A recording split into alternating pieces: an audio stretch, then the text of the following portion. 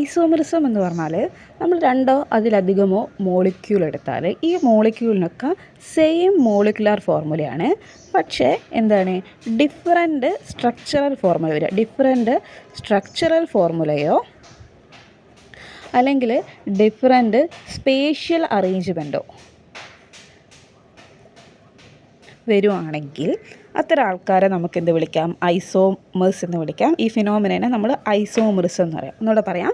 അതായത് രണ്ട് മോളിക്യൂൾ എടുത്താൽ അതിന് രണ്ടിനും സെയിം മോളിക്കുലാർ ഫോർമുല, പക്ഷേ ഡിഫറൻറ്റ് സ്ട്രക്ചർ അല്ലെങ്കിൽ different spatial arrangement. Spatial arrangement എന്ന് പറഞ്ഞാൽ നമ്മളൊരു 3D സ്പേസിൽ അതിനെ അറേഞ്ച് ചെയ്തിരിക്കുന്ന രീതി വ്യത്യാസപ്പെടുക.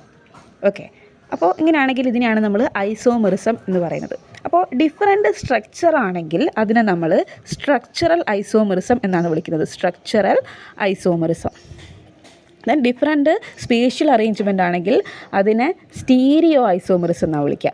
ഈ സ്ട്രക്ചറൽ ഐസോമെറിസം തന്നെ വീണ്ടും 4 സബ് കാറ്റഗറി പഠിക്കുന്നുണ്ട്. ഒന്നാമത്തത് chain isomerism, position isomerism, functional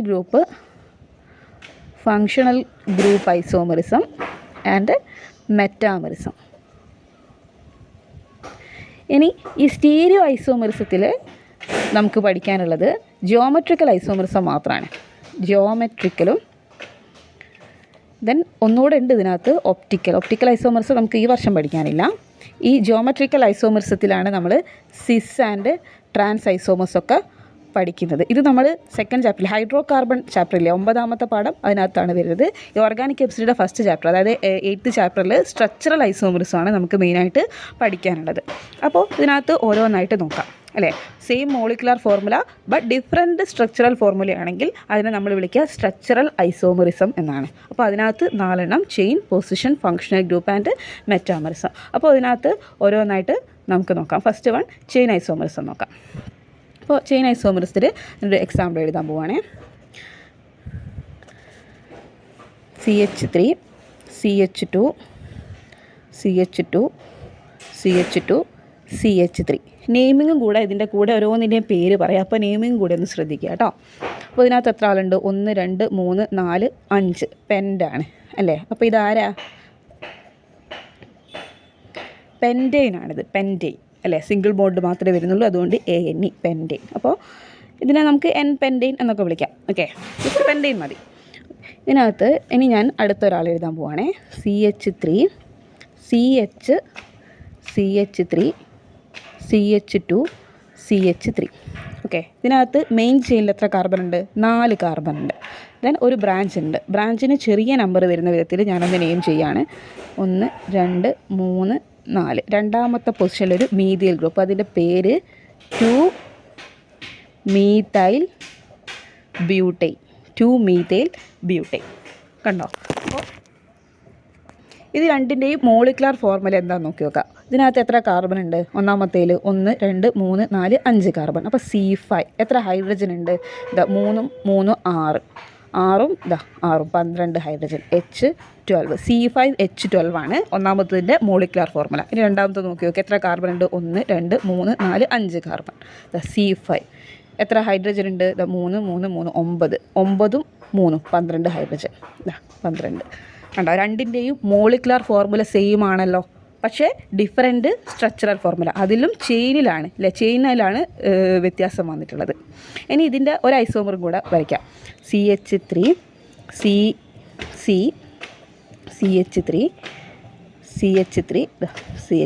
ഇങ്ങനെ ഒരു ഐസോമർ. എത്ര കാർബൺ ഉണ്ട്? 1 2 3 4 5 കാർബൺ. ഇവിടെ 5 കാർബൺ ഉണ്ട്. ഹൈഡ്രജൻ ഉണ്ട് നോക്കിയാൽ എത്ര ഹൈഡ്രജൻ ഉണ്ട്? 12 ഹൈഡ്രജൻ ഉണ്ടോ? 12 ഹൈഡ്രജൻ ഉണ്ട്. ഇതിൻ്റെ പേരെന്താ? രണ്ടാമത്തെ ഇത് 1 2 3 ആണ്. അപ്പോൾ പ്രൊപ്പെയിനാണ്. ഇതിൽ രണ്ടാമത്തെ കാർബണിൽ 2 മീഥൈൽ ഗ്രൂപ്പുകളുണ്ട്. അപ്പോൾ 2,2 2 മീഥൈൽ ഗ്രൂപ്പുകളുണ്ട്. ഡൈമീഥൈൽ പ്രൊപ്പെയിനാണിത്. ഓക്കെ, ദെൻ ഇത് 3ഉം ഐസോമേഴ്സ് ആണല്ലോ, ചെയിൻ ഐസോമേഴ്സ് ആണ്. ഇതിൻ്റെ എന്താണ് മോളിക്കുലാർ ഫോർമുല? 3ൻ്റെ മോളിക്കുലാർ ഫോർമുല സെയിം ആണ്, പക്ഷേ അതിൻ്റെ ചെയിനിൽ വ്യത്യാസം വന്നു. ഓക്കെ, അപ്പോൾ ഇതാണ് എന്ത്? Chain isomerism. അടുത്തത് പൊസിഷൻ ഐസോമറിസം ആണ്. പൊസിഷൻ ഐസോമറിസം എന്ന് പറഞ്ഞാൽ സെയിം ഫങ്ഷണൽ ഗ്രൂപ്പോ അല്ലെങ്കിൽ മൾട്ടിപ്പിൾ ബോണ്ടോ ഒക്കെ വരുവാണെങ്കിൽ ഒന്നെങ്കിൽ അതിൻ്റെ ഫങ്ഷണൽ ഗ്രൂപ്പിൻ്റെ പൊസിഷൻ മാറുക, അല്ലെങ്കിൽ മൾട്ടിപ്പിൾ ബോണ്ടിൻ്റെ പൊസിഷൻ മാറുക. അത്തരം ഐസോമേഴ്സിനാണ് നമ്മൾ പൊസിഷൻ ഐസോമേഴ്സ് എന്ന് വിളിക്കുന്നത്. അപ്പോൾ for example CH3 CH2 CH2 CH2 OH കണ്ടോ.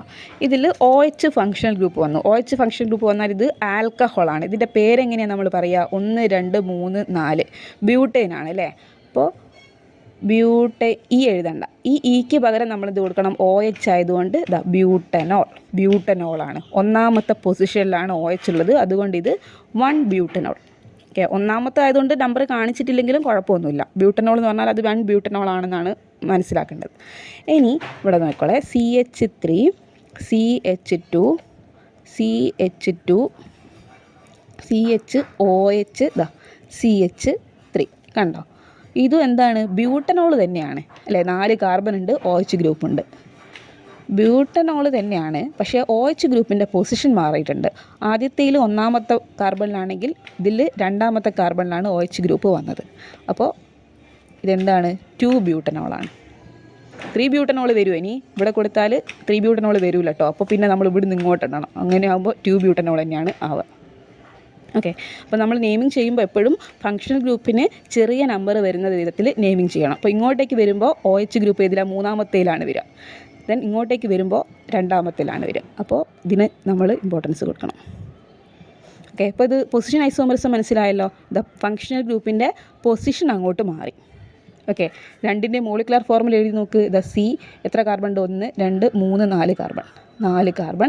എത്ര ഹൈഡ്രജൻ ഉണ്ട്? 3 6 9 1 10 ഹൈഡ്രജൻ. H10. ഇവിടെയും എത്ര? 1 2 3 4 കാർബൺ.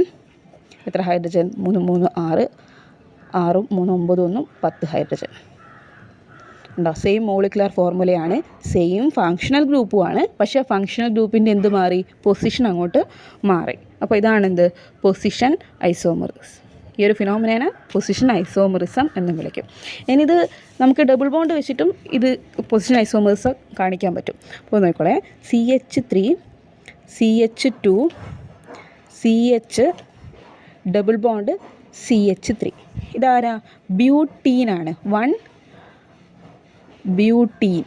ENE കണ്ടോ, ഡബിൾ ബോണ്ട് വരുന്നതുകൊണ്ടാണ് ENE വന്നത്. ട്രിപ്പിൾ ബോണ്ട് ആണെങ്കിൽ എന്ത് വരും? ബ്യൂട്ടൈൻ, YNE വരും. അപ്പോൾ ഒന്നാമത്തെ കാർബണിൻ്റെ മുകളിലാണ് ഈ ഡബിൾ ബോണ്ട് ഉള്ളത്. ഫസ്റ്റ് പൊസിഷനിൽ തന്നെ ഡബിൾ ബോണ്ട് വന്നു. ഇനി നമുക്ക് ഇവിടെ ഡബിൾ ബോണ്ട് വരുത്താലോ. നോക്കോളെ, CH3 CH double bond CH3. അപ്പോൾ ഇതെന്താ? ഇത് 2 ബ്യൂട്ടീനായി. രണ്ടാമത്തെ പൊസിഷനിലാണ് ഡബിൾ ബോണ്ട് വരുന്നത്. 2 ബ്യൂട്ടീനായി. അപ്പോൾ ആൾ മാറിയല്ലോ, പക്ഷേ സെയിം മോളിക്കുലർ ഫോർമുല. നിങ്ങൾ കാർബണിൻ്റെ ഹൈഡ്രജൻ്റെ ഒന്ന് എണ്ണി നോക്കിയാൽ സെയിം മോളിക്കുലർ ഫോർമുലയാണെന്ന് കാണാൻ പറ്റും. ഓക്കെ, ഇത് എന്താണ്? പൊസിഷൻ ഐസോമറാണ്.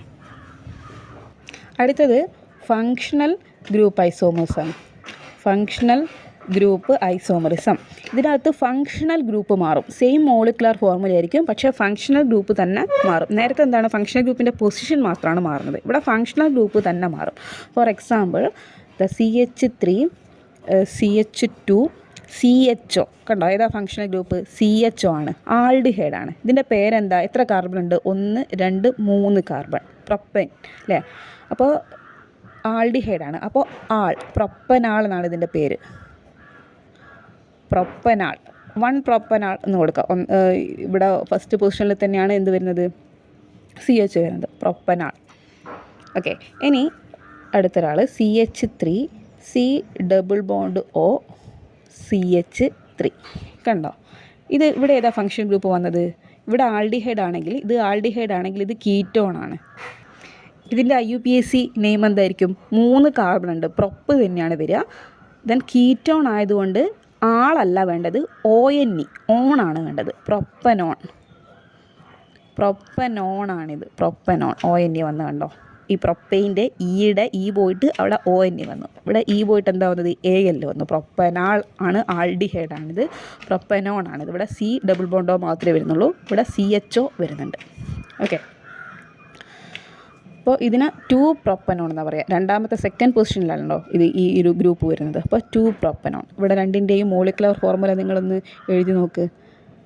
C3 H എത്ര ഉണ്ട്? 5 1 6. H6O അല്ലേ? ഇവിടെ നോക്ക് C3 ഇതാ H6O. മോളിക്കുലർ ഫോർമുല രണ്ടും സെയിം ആണ്. പക്ഷേ ഇത് ആൾഡിഹൈഡ് ആണെങ്കിൽ ഇത് കീറ്റോൺ ആണ്. ഇത് 1 പ്രൊപ്പനാളാണ്, ഇത് 2 പ്രൊപ്പനോൺ ആണ്. കണ്ടോ? പൊസിഷൻ അല്ല, എന്താണ്, ഫങ്ഷണൽ ഗ്രൂപ്പ് തന്നെ അങ്ങോട്ട് മാറി അല്ലേ? അപ്പോൾ ഇത്തരത്തിലുള്ള ആൾക്കാരാണ് ഫങ്ഷണൽ ഐസോമേഴ്സ് എന്ന് വിളിക്കുന്നത്, ഫങ്ഷണൽ ഗ്രൂപ്പ് ഐസോമേഴ്സ് എന്ന് വിളിക്കുന്നത്. ഇതിലത്തെ ലാസ്റ്റ് വണ്ണാണ് മെറ്റാമെറിസം. മെറ്റാമെറിസം ശരിക്കും പറഞ്ഞാൽ പൊസിഷൻ ഐസോമെറിസത്തിൽ വരുന്ന ആൾ തന്നെയാണ്. അപ്പോൾ ഇതിനെ നമ്മൾ സാധാരണ ഈതേഴ്സ് വെച്ചിട്ടാണ് കാണിക്കുക. ഈതേഴ്സ് എന്ന് പറഞ്ഞാൽ ഇതാ O ഫങ്ഷണൽ ഗ്രൂപ്പ് വരും. CH3 CH2 CH2 O CH3 ഈതറാണിത് കേട്ടോ. ഇതാണ് ഇവിടുത്തെ ഫങ്ഷണൽ ഗ്രൂപ്പ് O. ഇതിൻ്റെ പേര് നമ്മൾ സാധാരണ പറയുക, ഓക്സിജൻ്റെ അപ്പുറവും ഇപ്പുറം എത്ര കാർബൺ ഉണ്ട് നോക്കുക. അപ്പോൾ കുറഞ്ഞ നമ്പർ എവിടെയാണ് നോക്കുക. ഇവിടെ 1 ആണുള്ളത്, ഇപ്പുറത്ത് എത്ര ഉണ്ട്? 3 എണ്ണം ഉണ്ട്. അപ്പോൾ 1 എന്ന് പറയുമ്പോൾ മെത്ത്. അപ്പോൾ ഇതിനെ നമ്മൾ ഒരുമിച്ച് പറയും മെത്തോക്സി. ബാക്കി എത്ര ആളുണ്ട്? 3 ആളില്ലേ? അപ്പോൾ പ്രൊപ്പെയിൻ, ഇതാണ് ഇതിൻ്റെ പേര്, മെത്തോക്സി പ്രൊപ്പെയിൻ. ഒരാളെ ഞാൻ വരച്ചേ. ഇതിൻ്റെ തന്നെ ഒരു മെറ്റാമറിനെ ഞാൻ എഴുതാൻ പോവുകയാണേ. ഇവിടെ ഒരു ഭാഗത്ത് 1 കാർബണും ഇതിൻ്റെ ഓക്സിജൻ്റെ ഈ സൈഡിൽ 3 കാർബണുള്ളത്. ആ അപ്പുറം ഇപ്പുറമുള്ള കാർബണിൻ്റെ എണ്ണം വ്യത്യാസപ്പെടുകയാണെങ്കിൽ അതിനാണ് നമ്മൾ മെറ്റാമേഴ്സ് എന്ന് വിളിക്കുന്നത്. നോക്കുക, CH3 CH2O CH2 CH3 കണ്ടോ? ഇവിടെ 4 കാർബണാണ്, ഇവിടെ അതുപോലെ തന്നെ 4 കാർബണാണ്. ഓക്സിജൻ്റെ ഈ സൈഡിലും 2, ഈ സൈഡിലും 2. ഇതാണെങ്കിൽ 1ഉം 3ഉം ആയിട്ടാണ് നിൽക്കുന്നത്. അപ്പോൾ ഇതിൻ്റെ പേരെന്താ? ഇത് നമ്മൾ ചെറുത് നോക്കണ്ട, രണ്ടും ഒരേപോലെയാണ് വന്നിട്ട് ചെറുത് ഏതാന്ന് നോക്കേണ്ട ആവശ്യമില്ല. അപ്പോൾ ഒരു ഭാഗത്ത് മെത്ത് ഏത്, ഇവിടെയും മെത്ത് ഏത്. അപ്പോൾ എത്തോക്സി ഈത്തൈൻ, ഇതാണ് മെറ്റാമേഴ്സം. കണ്ടോ? ഓക്സിജൻ്റെ അപ്പുറം ഇപ്പുറമുള്ള കാർബണിൻ്റെ എണ്ണം മാറി, പക്ഷേ രണ്ടിലുള്ള കാർബണിൻ്റെ എണ്ണം സെയിം ആണെങ്കിലും അപ്പുറം ഇപ്പുറമുള്ള കാർബണിൻ്റെ എണ്ണം അങ്ങോട്ട് മാറി. ഇത്തരം ആൾക്കാരാണ് മെറ്റാമേഴ്സ് നിൽക്കുന്നത്. ഈതർ വെച്ചിട്ടാണ് സാധാരണ നമ്മൾ മെറ്റാമേഴ്സം പറയാറുള്ളത്. ഓക്കെ, സോ ഇത്രയാണ് സ്ട്രക്ചറൽ ഐസോമെറിസം പറയാനുള്ളത്. അപ്പോൾ സ്ട്രക്ചറൽ ഐസോമെറിസം നമ്മൾ എന്തെല്ലാം പഠിച്ചു? ചെയിൻ ഐസോമെറിസം അല്ലെ, ചെയിനിലാണ് സെയിം മോളിക്കുലർ ഫോർമുല, പക്ഷേ ചെയിനിലുള്ള കാർബൺ സ്കെലിറ്റൻ അറേഞ്ച്മെൻറ്റിൽ വ്യത്യാസം ഉണ്ടെങ്കിൽ അത് സ്ട്രക്ചറൽ ഐസോമെറിസം. ഫങ്ഷണൽ ഗ്രൂപ്പിൻ്റെ പൊസിഷനിലാണ് വ്യത്യാസമെങ്കിൽ അത് പൊസിഷൻ ഐസോമെറിസം. ഫങ്ഷണൽ ഗ്രൂപ്പ് തന്നെ വ്യത്യാസപ്പെടുകയാണെങ്കിൽ അത് ഫങ്ഷണൽ ഗ്രൂപ്പ് ഐസോമെറിസം. ദെൻ ഓക്സിജൻ്റെ അപ്പുറം ഇപ്പുറമുള്ള മെറ്റാമെറിസം എന്ന് പറയുമ്പോൾ ഇപ്പോൾ ഇതറാണ് എടുത്തെങ്കിൽ ഇതിൻ്റെ അപ്പുറം ഇപ്പുറമുള്ള കാർബണിൻ്റെ എണ്ണത്തിൽ വ്യത്യാസം വരുന്നുണ്ടെങ്കിൽ അത് എന്താണ്? മെറ്റാമെറിസം. ദെൻ അടുത്ത ഒന്ന് വരുന്നത്, ഇത്രയാണ് നമ്മൾ സ്ട്രക്ചറൽ ഐസോമെറിസത്തിൽ പഠിക്കാനുള്ളത് ഫസ്റ്റ് ചാപ്റ്ററിൽ. രണ്ടാമത്തെ ചാപ്റ്ററിലുള്ള വരുന്ന ഒരു ഐസോമെറിസം കൂടെ ഇവിടെ പറയാം. അതാണ് എന്ത്? അത് സ്റ്റീരിയോ ഐസോമെറിസത്തിൽ വരുന്ന ജിയോമെട്രിക്കൽ ഐസോമെറിസാണ്. Geometrical isomers. ദെൻ ഈ ജിയോമെട്രിക്കൽ ഐസോമെറിസത്തിനകത്ത് നമുക്ക് എന്ത് വേണം? ഡബിൾ ബോണ്ട് വേണം. ഡബിൾ ബോണ്ടിന് അപ്പുറം ഇപ്പുറമുള്ള ഗ്രൂപ്പിനെ നോക്കിയിട്ടാണ് നമ്മൾ ജിയോമെട്രിക്കൽ ഐസോമെറിസം പറയുന്നത്. ഓക്കെ, അപ്പോൾ ഞാനിവിടെ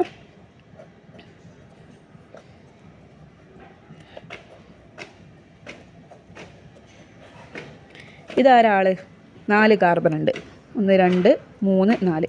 CH3 CH ആണ്. ഓക്കെ, ഇതിൻ്റെ രണ്ടാമത്തെ കാർബണിൻ്റെ മുകളിലാണ് ഡബിൾ ബോണ്ട് ഉള്ളത്. അപ്പോൾ ഇത് ആരാ? 2 ബ്യൂട്ടീനാണ്. 2 ബ്യൂട്ടീൻ, അല്ലെങ്കിൽ നമുക്ക് എന്ത് എഴുതാം? ബ്യൂട്ട് 2 ഈൻ എന്ന് എഴുതാം. അപ്പോൾ ഇവിടെ കണ്ടോ, ഇവിടെ ഡബിൾ ബോണ്ടിൻ്റെ അപ്പുറം ഇപ്പുറമുള്ള ഗ്രൂപ്പുകൾ നോക്കി നോക്കുക. ഡബിൾ ബോണ്ടിൻ്റെ ഈ സൈഡിൽ എടുത്താൽ സെയിം ഗ്രൂപ്പ് കണ്ടോ, ഈ സൈഡിൽ എടുത്താൽ HH സെയിം ഗ്രൂപ്പ്. ഡബിൾ ബോണ്ടിന് അപ്പുറം ഇപ്പുറം സെയിം ഗ്രൂപ്പുകളാണ് ഉള്ളതെങ്കിൽ ഉണ്ടോ, ഡബിൾ ബോണ്ട് ഒരു വശത്ത് സെയിം ഗ്രൂപ്പ് CH3 തന്നെയല്ലേ വരുന്നത്, ഇവിടെ സെയിം ഗ്രൂപ്പ് അല്ലേ വരുന്നത്. ഇതാ ഇവിടെ നോക്കി നോക്കി ഇപ്പുറം HUം സെയിം ഗ്രൂപ്പാണ് വരുന്നതെങ്കിൽ അത് സിസ് ഐസോമറാണ്. ഇനി നേരെ തിരിഞ്ഞ് ഇതാ ഇവിടെ CH3 Hഉം വന്നു, ദെൻ ഇവിടെ CH3 ഇങ്ങനെ വരിക. കണ്ടോ, ഡബിൾ ബോണ്ട് അപ്പുറം നോക്ക്, ഡിഫറെൻറ്റ് ഗ്രൂപ്പുകളല്ലേ, ഓപ്പോസിറ്റ് സൈഡിലല്ലേ സെയിം ഗ്രൂപ്പ് വരുന്നത്, സെയിം സൈഡിലല്ലല്ലോ. അപ്പോൾ ഇത് ട്രാൻസ് ഐസോമർ. അപ്പോൾ ക്വസ്റ്റ്യൻ നോക്കണം, ജിയോമെട്രിക്കൽ ഐസോമെറിസം ആണോ സ്ട്രക്ചറൽ ഐസോമെറിസം ആണോ ചോദിച്ചതെന്നൊക്കെ ക്വസ്റ്റ്യൻ നന്നായിട്ട് വായിച്ച് മനസ്സിലാക്കണം കേട്ടോ.